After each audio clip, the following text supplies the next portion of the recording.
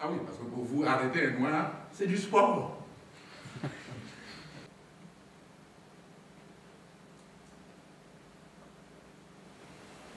Le destin ne fait pas d'erreur. Le changer, c'est le rejoindre. Le subir, c'est l'expérimenter face à la vie des autres. Cher ami, le destin, c'est un oiseau et qui porte ton nom.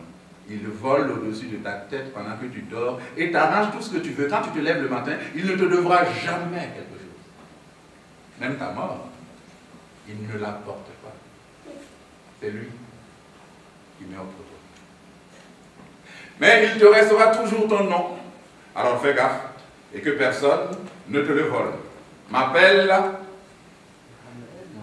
Mohamed Ali. Dieudonné Niangouna, c'est un auteur qui écrit en tentant de manipuler la langue française. Je crois qu'il est très inspiré par Aimé Césaire. Et Aimé Césaire disait une chose très juste, c'est que toutes les langues sont étrangères et que ceux qui fabriquent la langue, ceux qui la font évoluer, ceux qui font reculer les frontières de la limite d'une langue, c'est les poètes. Et Dieudonné Niangouna, c'est un poète.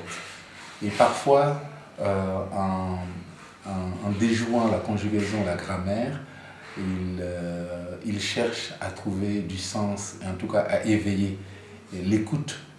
Et après le frère Malcolm, il décide de s'attaquer à moi. Il m'attaque, et que moi je ne riposte pas. Je suis des mille, le nègre qui se lève, l'artiste, avec un A impressionnant. Les nègres ont été accouchés à genoux, et des nègres ont appris à se mettre à genoux avant de savoir compter, parler, réfléchir et aimer. Et Mohamed Ali est venu au monde pour boxer.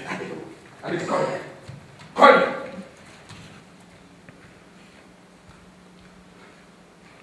Le bout du tunnel. C'est vrai que c'est une parole à trois voix. Il y a bien sûr Mohamed Ali qui est donc le prétexte pour que Dieudonné Niangouna en tant qu'auteur parle de sa condition de créateur africain. Et il y a mon histoire personnelle qui traverse aussi toute la pièce comme étant aussi la troisième voie. Mais en tant que comédien, je suis la transparence entre ces deux paroles et je trouve ma voix pour la glisser dedans et faire résonner les deux autres voix. C'est comme ça que j'ai pris, en tout cas en tant qu'acteur, le travail et c'est comme ça aussi que le metteur en scène et toute la scénographie aident aussi à comprendre cette schizophrénie à trois voix. Mais le théâtre, ce n'est qu'un exercice de schizophrénie, bien sûr. Il ne faut pas que le soleil te surprenne au royaume des ombres. Au jour, on dit bonjour le jour. La boxe, ce n'est pas un acte naturel en soi.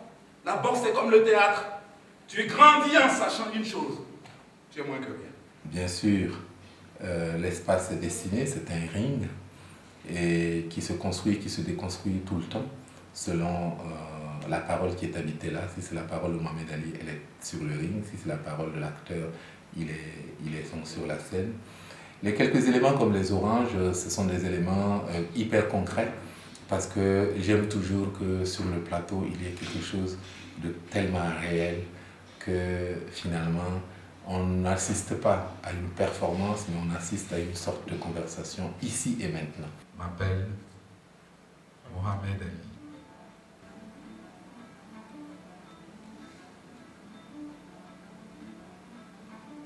Étienne. Oui, j'arrive.